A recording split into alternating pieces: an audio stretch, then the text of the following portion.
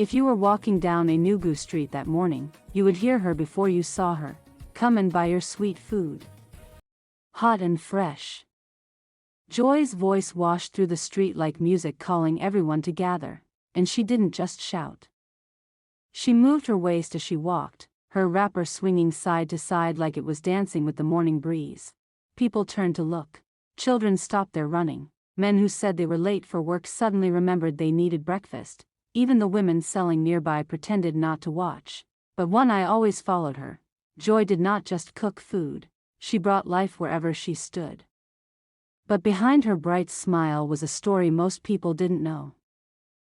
Joy grew up in a home where survival was loud and comfort was quiet. Her mother died when she was 10.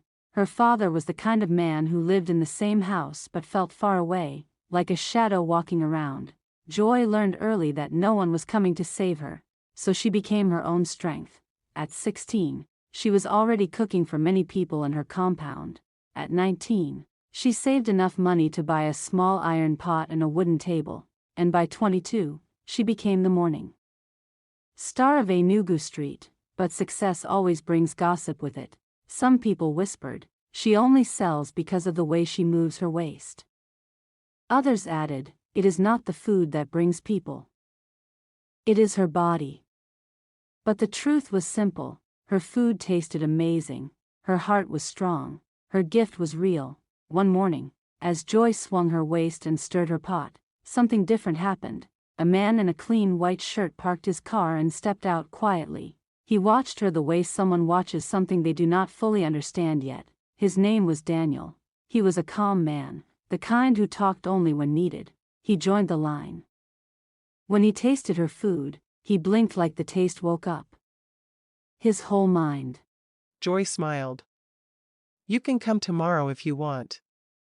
Daniel nodded, and he came the next day, and the next, and the next, like someone reporting for duty. Soon, the street changed the rumors. That man comes every day. Maybe he wants to marry her. Look at him. He doesn't talk to anyone else. It has started.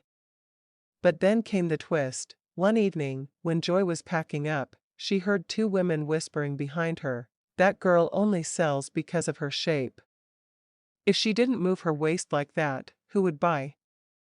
Their words hurt her deeply. She smiled on the outside, but something inside her sank. People didn't see her hard work. They didn't see the early mornings, the burns from hot oil, the nights she cried because she had no support. All they saw was her body. The next morning, Joy cooked in silence. No dancing, no shouting, no shaking of her waist. Customers came, but the air felt empty. When Daniel arrived, he noticed immediately. You are quiet, he said. Joy forced a small smile.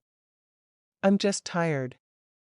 But he didn't believe that. After eating, he stayed until others left. Then he spoke gently. People will always talk. Even if you fly, they will say your wings are too slow. Joy laughed a little. Daniel continued, your food brings people here. Your spirit keeps them. Anyone can have a body. Not everyone has a gift. Those words lifted something heavy from her heart.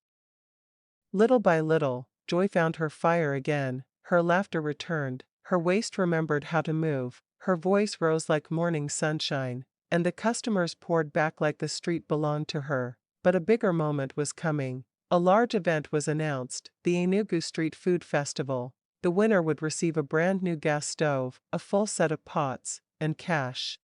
Every cook registered, even Madame Ada, the woman who mocked Joy the most. She does not have any cooking skill, Ada said loudly. She only has her waist. Let us see how she will win without moving it. Festival day arrived. Crowds filled the field. Coal pots glowed. Spices filled the air. Joy cooked quietly, with full focus. No dancing, no waist movement, only skill. When the judges tasted her food, their faces changed immediately. At the end, the announcer stood up with the microphone. In first place, with the highest score, Joy of Enugu Street. People screamed, some jumped, others shouted her name. Madame Ada almost fell. Joy walked forward with tears in her eyes. She said something that made the whole field silent. My body did not cook this food, my hands did. The judges nodded, the crowd clapped, even the gossiper stayed quiet. From that day, the rumors disappeared. Joy's business grew fast. She opened a bigger food stand. Her name spread across the area, and Daniel, well, he never stopped coming, and maybe, just maybe, something sweet began to grow between them. But that is a story for another day.